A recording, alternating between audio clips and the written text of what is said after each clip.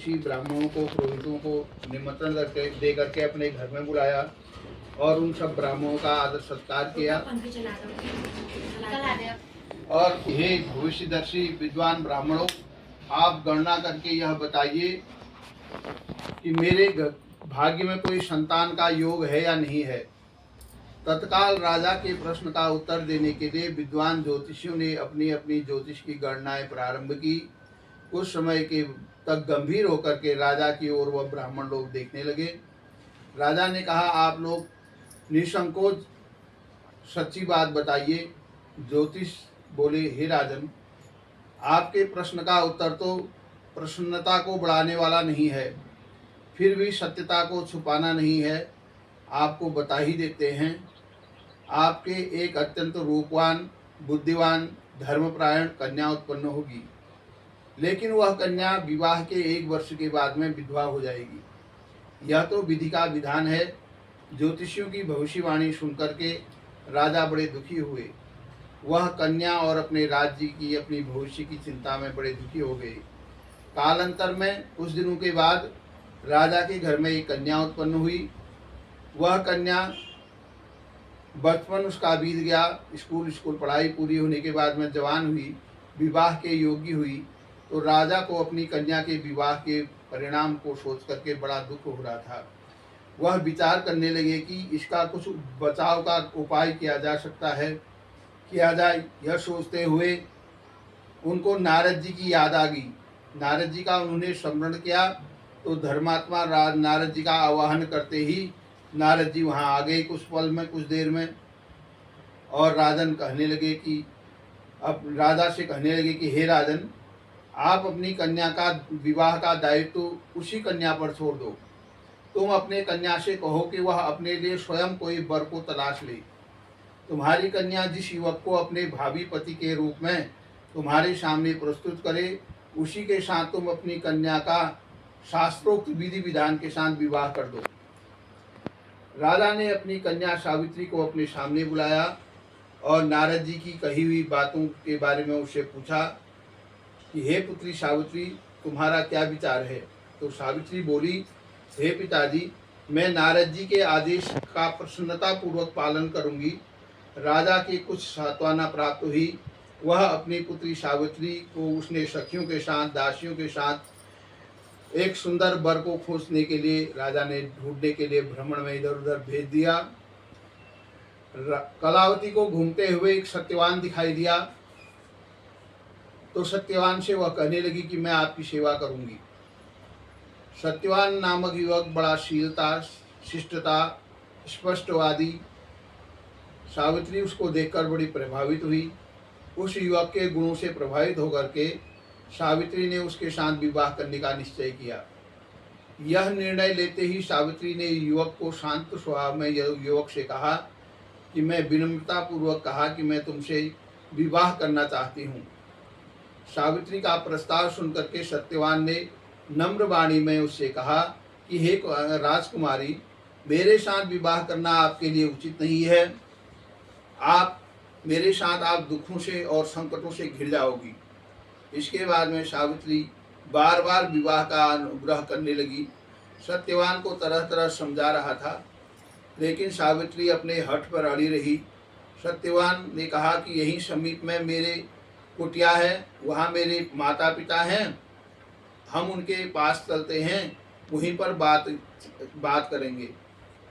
सत्यवान का प्रस्ताव से उत्साहित होकर के सावित्री सत्यवान के कुटिया पर गई। वहाँ सत्यवान ने अपने अंधे माता पिता ने भी सावित्री को समझाया, तरह तरह से समझाया, पर सावित्री अपने बार बार आश्वस्त करके विवाह की स्वीकृति को प्राप्त करने में सफलता प्राप्त कर ली। सत्यवान ने भी विवाह के लिए हाँ कह दी। सत्यवान की कुटिया से घर लौट करके सावित्री जब अपने पिता के घर पास आती है, अपना संपूर्ण वृत्तांत अपने पिताजी को बताती है। सावित्री ने अपने पिता से वार्तालाप कर रही थी, तो इसी समय नारद जी भी वहाँ पहुँच जाते हैं और वह सावित्री से कहते हैं, सावित्री, तुमने पति के रूप में किसको चुना है। इस पर सावित्री पुनः नारद जी के सामने पूरी बात को दोहरा देती है। नारद जी कहते हैं सत्यवान, गुणवान, रूपवान, सदाचारी, सज्जन युवक है, परंतु विवाह के 1 वर्ष के बाद ही उसकी मृत्यु हो जाएगी। इसलिए हे सावित्री, तुम अपने लिए किसी अन्य वर को खोज के लाओ। सत्यवान तो अल्पायु वाला है, बहुत कम उम्र वाला है, जल्दी मर जाने वाला है। नारद जी की बात सुनकर के सावित्री बोली, नारद जी, देव भय से, धर्म से विमुख मैं नहीं हो सकती हूँ। मैं हिंदू नारी हूँ। हिंदू नारी जीवन में एक ही बार अपने पति का चुनाव करती है। मैंने सत्यवान को पति के रूप में चुना हुआ है। अब मैं वचन से भंग और होने का पातक नहीं करूंगी। नारद जी ने सावित्री के पिता ने इस तरह समझाया, पर सावित्री सत्यवान से विवाह करने के लिए दृढ़ रही। तो नारद जी ने कहा कि तुम्हारा कल्याण हो, तुम्हारा जीवन सुखी हो, के साथ कर दिया। सावित्री को भी ज्ञात था कि 1 वर्ष के बाद में उसके पति की मृत्यु हो जाएगी। यदि ऐसे में शंकर जी को प्रसन्न कर दिया जाए तो विधि का विधान पर भी विजय पाई जा सकती है, क्योंकि शंकर जी जो है सब इस विषय में प्रसिद्धि है। अर्थात शंकर जी में इतनी शक्ति है कि वह विधि का लिखा हुआ विधान भी बदल सकते हैं। अतएव सब प्रकार से निश्चय करके सावित्री भक्ति पूर्वक भगवान शंकर की आराधना करने लगी। सत्यवान के लिए सावित्री ने पूर्ण मनोयोग से शिव जी की आराधना करने लगी। सत्यवान के आयु के अब केवल 7 दिन शेष बचे हुए थे, तो सावित्री ने तीव्रता से कठिन व्रत उपवास कर लिया। भगवान शंकर प्रसन्न हो गए। सावित्री की भक्ति द्वारा प्रसन्न होकर के भगवान शंकर वांछित कामनाएं पूर्ण होती हैं। सावित्री ने बड़ वृक्ष की भक्ति पूर्वक पूजा की, रात्रि का जागरण किया। दूसरे दिन प्रातः काल सत्यवान जंगल में लकड़ी काटने के लिए जाने लगा, तो सावित्री भी उसके साथ चलने के लिए जिद करने लगी। सास ससुरों को भी उसने राजी कर लिया। सत्यवान को भी उसने सावित्री ने मना लिया। वह भी उनके सत्यवान के साथ जंगल में लकड़ी लेने के लिए चली गई, काटने के लिए चली गई। तो लकड़ी काटने के लिए सत्यवान एक पेड़ के वृक्ष पर चढ़ा, और जैसे ही वह एक टहनी को काटने लगा, कुल्हाड़ी चलाते ही सत्यवान के सिर में बहुत तेज दर्द होने लगा।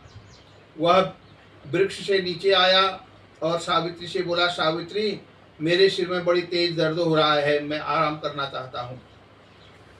पतिव्रता धर्मपरायण सावित्री को चिंता होने लगी। सत्यवान कुछ देर बाद मूर्छित होकर के सावित्री के गोद में बेहोश हो गया। तभी सावित्री ने के सामने एक दिव्य पुरुष उसको दिखाई दिया। उस पुरुष को देख करके सावित्री ने उस दिव्य पुरुष से पूछा, आप कौन हैं? तो उसने उत्तर दिया, मैं यमराज हूँ। तुम्हारे पति की आयु समाप्त हो चुकी है, मैं उसके प्राण लेने के लिए आया हूँ। अपनी बात समाप्त करके सावित्री की गोद से उसने अचेत पड़े हुए सत्यवान के प्राण निकाल लिए और सावित्री उसके पीछे पीछे चल पड़ी। यमराज ने सावित्री को पीछे आने से मना किया, बार बार समझाया, लेकिन सावित्री नहीं मानी। तो यमराज पीछे चलती हुई सावित्री को देखकर उसका पीछा छुड़ाने के लिए मन में विचार किया। तो यमराज ने कहा कि तुम अपने पति के प्राणों के सिवा कोई 3 वरदान मुझसे मांग लो और घर लौट जाओ।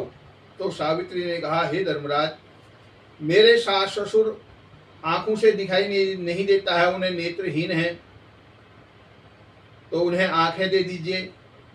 धर्मराज ने कहा, एवमस्तु। फिर सावित्री ने कहा, मेरे सास ससुर का खोया हुआ राज्य उन्हें लौटा दीजिए। धर्मराज ने वह भी स्वीकार कर लिया। फिर सावित्री ने तीसरा वरदान मांगा कि मैं पुत्रवती हो जाऊं। धर्मराज ने तीसरा वरदान भी स्वीकार कर लिया। वरदान देकर के धर्मराज फिर शीघ्रता से आगे बढ़ने लगे।